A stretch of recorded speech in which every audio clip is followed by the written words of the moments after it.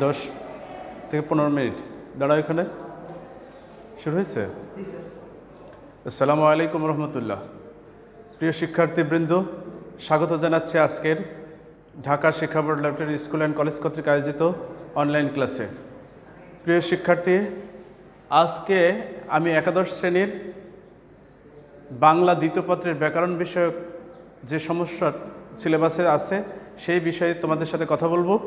তোমরা লক্ষ্য করো যে আজকে আমরা দুইটি বিষয় নিয়ে কথা বলবো।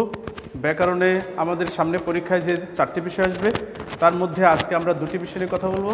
একটি হলো শব্দের উচ্চারণ, আর একটা হলো বাংলা বানানের নিয়ম।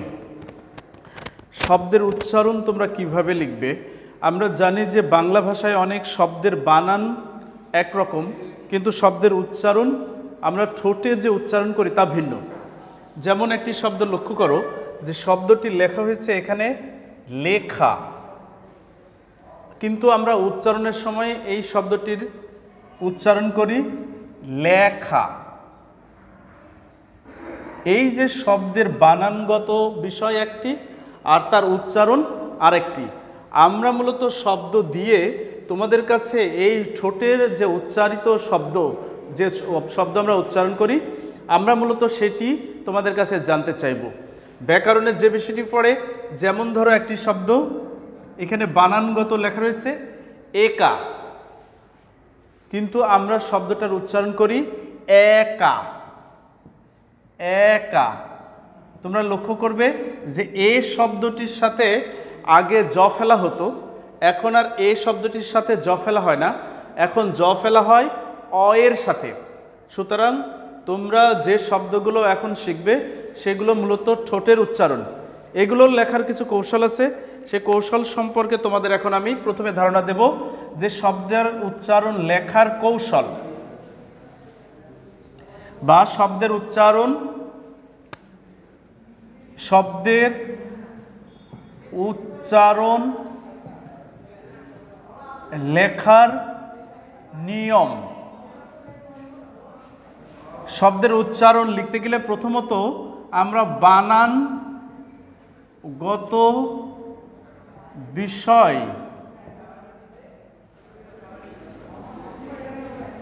নিয়ে ভাবনা বাদ দেব। বাদ দিতে হবে, অর্থাৎ যে শব্দটির বানানে যে বানানে লিখে আছে উচ্চারণ যে ওই বানানেই লিখতে হবে, এই ভাবনাটা একেবারে বিষয়গত বাদ দিতে হবে। অর্থাৎ শব্দের উচ্চারণ লিখতে গেলে যখন যে শব্দটি যে বানানে আছে ওর বানান শুদ্ধর ব্যাপারে কোনো ধারধারা যাবে না। যেমনই হোক, উচ্চারণ করতে গিয়ে যে সমস্ত শব্দ আসে আমি লেখার সময় ওই সমস্ত বিষয়ে চিন্তা করব, অর্থাৎ বানানের বিষয় নিয়ে আমি কোনো চিন্তা করব না। 2 হলো যে শব্দে হ্রস্বইকার, দীর্ঘইকার বা হ্রস্বকার বা দীর্ঘকার ইত্যাদি ইত্যাদি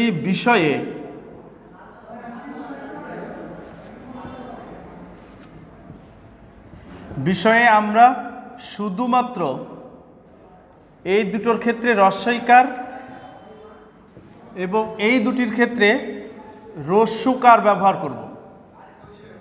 ব্যবহার করব। অর্থাৎ কোনো শব্দের বানানের মধ্যে যদি হ্রস্বইকার বা দীর্ঘইকার থাকে, যে অনেক ক্ষেত্রে শব্দের বানান দীর্ঘইকার আছে, সে সমস্ত ক্ষেত্রে আমরা দীর্ঘইকার বানান লিখব না, আমরা শুধু লিখব হ্রস্বইকার। অনেক শব্দের বানানে হ্রস্বকার এবং দীর্ঘকার আছে, এই সমস্ত শব্দের ক্ষেত্রে আমরা শুধু হ্রস্বকার লিখব। 3 নম্বর হলো যে 3টি স আছে, একটা হলো দন্ত স, মূর্ধন্য স এবং তালব্য স। এই 3টি স এর মধ্যে আমরা মূর্ধন্য সটি লিখব না,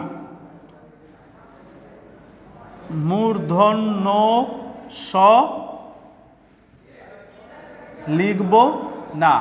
অর্থাৎ আমরা যত শব্দের মধ্যে হয়তো মূর্ধন্য স পাবো, কিন্তু সেই শব্দের উচ্চারণের সময় আমরা মূর্ধন্য স লিখব না। ধরো একটি শব্দ হলো মানুষ, মানুষ শব্দটির যদি দেওয়া হয় যে এর শব্দটির উচ্চারণ লেখো, তখন আমরা এই শব্দটি মানুষ আমরা তালুক বর্ষ দিয়ে লিখব, অর্থাৎ মূর্ধন্য স শব্দের উচ্চারণের ক্ষেত্রে একেবারেই ধর্তব্যের বিষয় নাই, আমরা এটি বাদ দেব।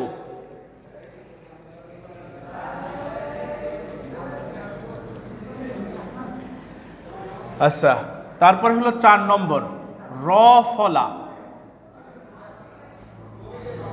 র ফলা, রেফ,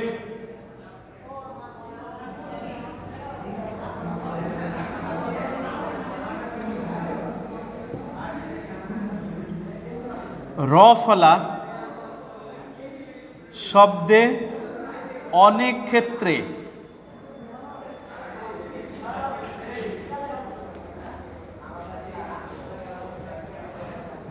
ওকার যুক্ত হয়। র ফেলা, যেখানে র ফেলা আছে সেই সমস্ত শব্দে অনেক ক্ষেত্রে ওকার যুক্ত হয়। ধরো একটি শব্দ প্রথম, প্রথম শব্দটির মধ্যে র ফেলা আছে, কিন্তু এই শব্দের উচ্চারণটি আমরা যখন লিখব তখন লিখব প্রথম। বুঝতে পারছো যে র ফেলা যুক্ত শব্দ লেখার সময় প্রথমে ওকার যুক্ত করে লিখতে হয়।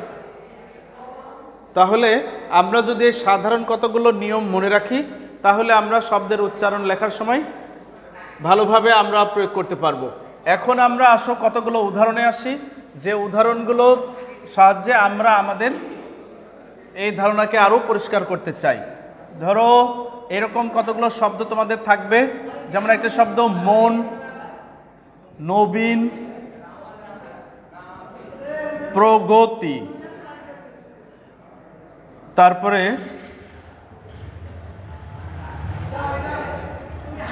সস্তা, সস্তা, ধরো খেলা, এরকম কতগুলো শব্দ দেয়া থাকবে। বলা হবে যে শব্দের উচ্চারণ লেখো। তোমাদের পরীক্ষায় যখন আসবে তখন ডান দিকে এরকম সমান সমান দেয়া থাকবে এবং তোমরা এই শব্দের উচ্চারণগুলো লিখতে হবে। শব্দ লেখার সময় এবং 5 নম্বর যেটি আরেকটা, যে শেষ শব্দের যে অংশটুকুর সাথে দন্ত স উচ্চারিত হবে না সেসব ক্ষেত্রে হসন্ত দিয়ে লিখতে হবে। দেখো একটি শব্দ হলো মন, এখন মন, এটার উচ্চারণ আমরা এভাবে করি না, উচ্চারণ করি মন। তখন এক্ষেত্রে নিচে একটা হসন্ত ব্যবহার করতে হয়, হসন্ত। শব্দের শেষে যদি অ উচ্চারিত না হয় বা কোনো অক্ষরের সাথে যদি অ উচ্চারিত না হয় সেক্ষেত্রে হসন্ত হয়। তাহলে আমরা দেখো মন শব্দটি যখন উচ্চারণ লিখব তখন মো দন্তেন্য বানান ঠিক আছে, কিন্তু তার সাথে আমরা ঠোঁটের উচ্চারণ লিখছি মো ওকার দন্তেন্য, আর দন্তেন্যর সাথে অ উচ্চারিত হয় না বলে আমরা লিখব মো দন্তেন্য। এখন নবীন শব্দটির বানানে লক্ষ্য করো যে এটা দীর্ঘকার দেওয়া আছে, কিন্তু আমি যখন উচ্চারণ লিখব নবীন, তাহলে শেষে বিনের সাথে দন্তেন্য উচ্চারিত অ উচ্চারিত হয় না, সুতরাং সেক্ষেত্রে আমরা লিখব নবীন। প্রগতি, এখন প্রগতি,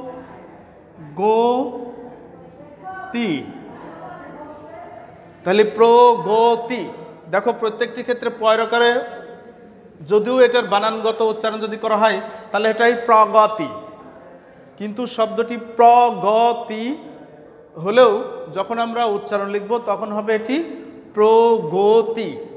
তেমনি শব্দ একটি হলো দেখো সস্তা, সস্তা, সস্তা, সস্তা। সুতরাং এই শব্দটি লিখতে গেলে আমরা সস্তা, সস্তা, অর্থাৎ এটি দন্তেশ্ব উচ্চারিত হয় চ এবং স এর মাঝামাঝি, চ এবং স এর মাঝামাঝি দন্তেশ্ব উচ্চারিত হয়, কিন্তু বানানগত বিষয়ে আমরা তখন দেখছি যে সস্তা, তাহলে তাল বসা চ তো একার, সস্তা। অনুরূপভাবে আরেকটা শব্দ হলো খেলা, তো বানানগত উচ্চারণ যদি করতে হয় তাহলে হয় খেলা, কিন্তু আমরা এটার উচ্চারণ করি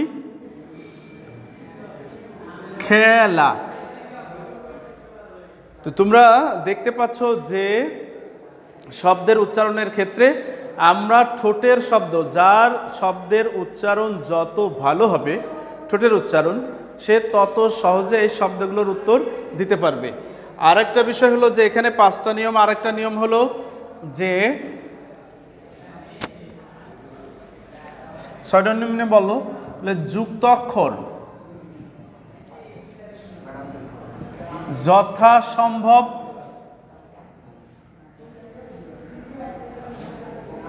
ভেঙে লিখতে হবে। যত যুক্ত অক্ষর থাকবে শব্দের উচ্চারণে লেখার সময় সেই যুক্ত অক্ষরগুলো যথাসম্ভব ভেঙে লিখতে হয়। যেমন একটা বানান হলো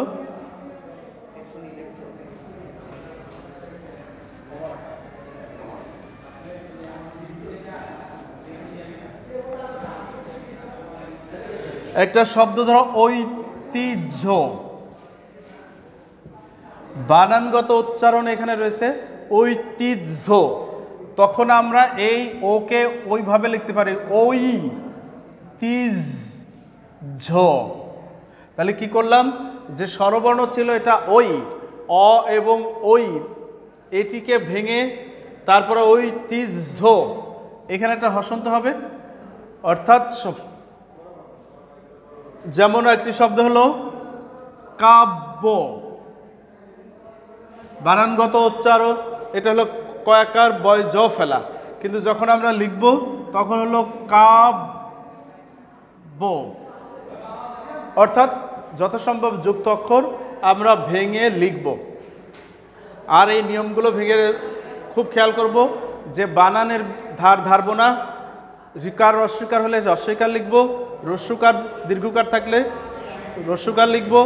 তারপরে তালবসা মূর্ধন্য স থাকলে দন্তেশ মূর্ধন্য স তালবস থাকলে আমরা সেক্ষেত্রে দন্তেশ অথবা মূর্ধন্য স লিখব, তালবস লিখব, মূর্ধন্য স লিখব না। র ফেলা শব্দে আমরা ওকার যুক্ত করে লিখব। হসন্ত দেব শব্দের সাথে অউচ্চারিত যদি শব্দের সাথে না উচ্চারিত হয়, এবং যুক্ত বর্ণ যথাসম্ভব ভেঙে লিখব। যদি এই কয়টি কথা তোমরা খেয়াল করো তাহলে শব্দের উচ্চারণ তোমরা সহজেই লিখতে পারবে বলে আমি বিশ্বাস করি। এরপরে আমরা আসব যে সব বাংলা বানানের নিয়ম। এটা অত্যন্ত ইম্পর্টেন্ট যে তোমাদের জন্য যে বাংলা বানানের নিয়ম তোমরা জানো যে বাংলা বানানে অনেক তৎসম শব্দ রয়েছে, সেই তৎসম শব্দসমূহের বানান সুনির্ধারিত। সেক্ষেত্রে আমরা এই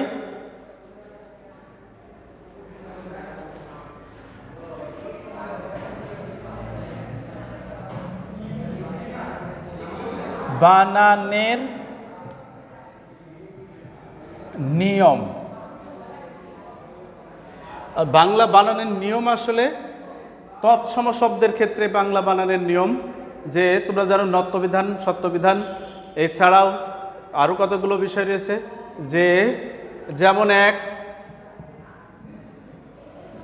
জাতিবাচক শব্দের বানানে রস্বইকার হবে। আগে জাতিবাচক শব্দের বানানে দীর্ঘিকার হতো, যেমন ইরানি, এখন এভাবে লেখা হয় ইরানি। আগে ছিল জাপানি, এভাবে লেখা হতো, এখন হবে জাপানি। অর্থাৎ জাতিবাচক শব্দের বানানে রস্বইকার হবে। 2 নম্বর হলো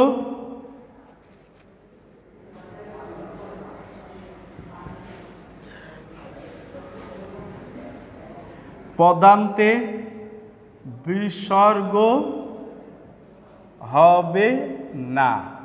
যেমন যেমন আগে মূলত,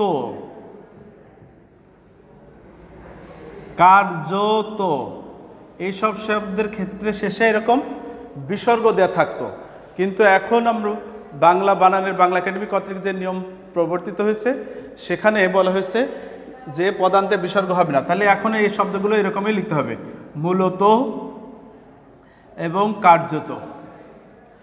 আচ্ছা, তারপরে হলো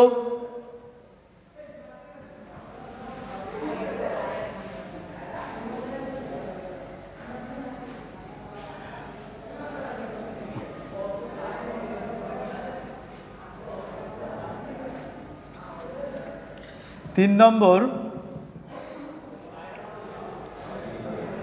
রেফ এর পরে ব্যঞ্জনে দ্বিত্ব হবে না। যেমন আগে পদান্তে এরকম রেফের পরে ব্যঞ্জনে দ্বিত্ব হতো, যেমন ধর্ম, এরকম হতো। এই রেফ থাকার কারণে এটা দুইটো বর্ণ হতো, কিন্তু এখন হবে ধর্ম একটা। একটা হলো কার্যালয়, রেফ থাকার কারণে জ ফেলা, এইভাবে লেখা হতো। এখন লেখা হবে কার্যালয়, অর্থাৎ এই যে জ ফেলার পরে জ, অন্তর্জর পরে আবার জ ফেলা, এখানে রেফ থাকার কারণে ব্যঞ্জনের দ্বিত্ব উচ্চারিত হতো, কিন্তু রেফ থাকার কারণে এখন এটা নিয়ম হয়েছে যে এটাতে আর দ্বিত্ব হবে না। অনুরূপভাবে আরেকটা শব্দ হলো যে আমরা অনেক ইংরেজি শব্দ লিখি বানানের, সেখানে বলা হয়েছে যে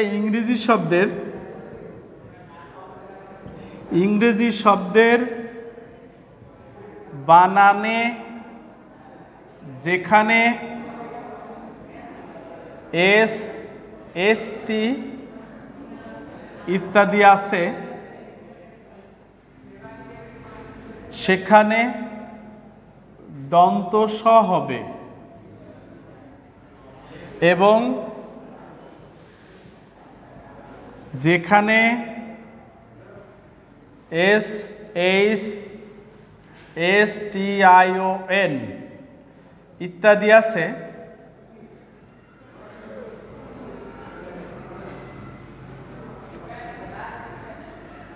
সেখানে তালব্য স লেখা হবে, তালব্য স লেখা হবে। যেমন একটি শব্দ ধরো স্টেশন, এই শব্দটা যদি আমরা বাংলা উচ্চারণ লিখতে চাই তাহলে এই এসটি এটার কারণে এখানে লিখতে হবে স্টে, অর্থাৎ এস এবং টি এর কারণে দন্তেশ, আর তারপরে ট, আর শন এখানে টি আইওএন, আমরা যেখানে বলছি টি আইওন লিখতে হবে, এই যে এস টি আইওন হলে তাহলে এখানে শন বানান হবে তাল বসা দিয়ে। বুঝতে পারছো যে স্টেশন বানানটা উচ্চারণ করে লিখতে হলে তখন এই এস টির পরিবর্তে, এই যে এস বা এস টির পরিবর্তে দন্তস এবং টি আইওন এখানে লেখার ক্ষেত্রে তাল বসা লিখতে হবে, স্টেশন। অনুরূপভাবে ফটো স্ট্যাট, তোমরা সহজে বুঝো যে ফটো স্ট্যাট, তাহলে এখানে দন্তেশ হবে ফটো স্ট্যাট। সুতরাং এই বানানগুলোর ক্ষেত্রে এই নিয়মগুলো জানা থাকলে তোমরা বাংলা বানান শুদ্ধভাবে লিখতে পারবে, এবং কোন কোন ক্ষেত্রে কেন নিয়ম পরিবর্তিত হয়েছে তার কারণও তোমরা ব্যাখ্যা করতে পারবে। এছাড়াও এটা থাকে ক নম্বরে, এখানে বাংলা বানানের আরও অনেক নিয়ম আছে। আমরা এখানে মূলত কয়েকটি নিয়ম দেখিয়েছি মাত্র, সময়ের স্বল্পতার কারণে ভিডিওটি অনেক বড় হয়ে যাবে। এই কারণে তোমরা এই বইয়ে সত্যবিধান, নত্যবিধান সহ বাংলা বানানের তৎসম শব্দের বাংলা বানানের নিয়ম, অতৎসম শব্দে বাংলা বানানের নিয়ম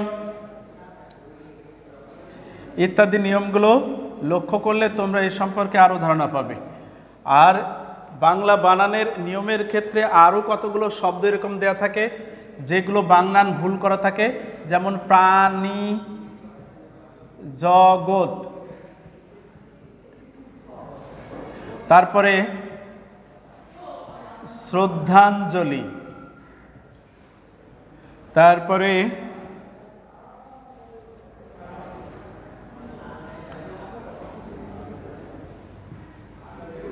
অধীনস্থ, তারপরে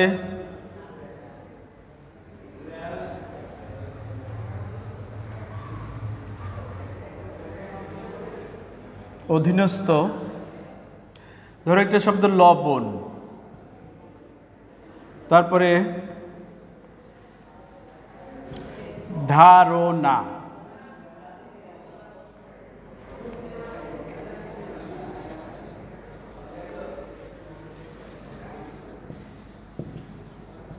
ধরো এই সমস্ত বানানগুলো, এইগুলো ব্যবহারের নিয়ম আছে। যেমন সমাসবদ্ধ শব্দে যদি সমাসবদ্ধ শব্দে মাঝখানে দীর্ঘইকার থাকে, শব্দটা সমাসবদ্ধ হওয়ার কারণে এই দীর্ঘইকারটা রস্বইকার হবে। যেমন এটি প্রাণী বানান যখন লিখবো প্রাণী বানান, তখন এটি ঠিক আছে, দীর্ঘইকারই হবে আর মূর্ধন্য হবে। কিন্তু যখন এটি সমাসবদ্ধ হওয়ার কারণে এটি হয়ে যাবে প্রাণী জগৎ। তেমনি শ্রদ্ধাঞ্জলি, শ্রদ্ধাঞ্জলি এটি রস্বইকার হবে। অধীনস্থ, অধীনস্থ তাহলে এটা অধীনস্থ। তারপরে লবণ, লবণ বানানটি মূর্ধন্য হবে। কেন? এগুলো তৎসম শব্দ, তৎসম শব্দের বানান সুনির্ধারিত। তৎসম শব্দের বানান যেরকম আছে সেরকমই এটা শিখতে হবে। তাহলে তোমরা বাংলা বানানের নিয়মের সাথে সাথে শুদ্ধ শব্দ এবং শুদ্ধ শব্দের বানান এটিও লক্ষ্য করবে। আজকে দুটি বিষয়ে তোমরা যদি মনোযোগ সহকারে পাঠ অনুসরণ করো, তাহলে আশা করি তোমরা এই দুটি সহজে আয়ত্ত করতে পারবে। পরবর্তী ক্লাসে আমি এই বিষয়ে পরবর্তী যে আরও দুটি বিষয় রয়েছে সে বিষয়ে তোমাদের বিস্তারিত আলোচনা করব। তাহলে আজকের মতো এখানে শেষ করছি। সবাই নিরাপদে থেকো। ধন্যবাদ সকলকে। আল্লাহ হাফিজ।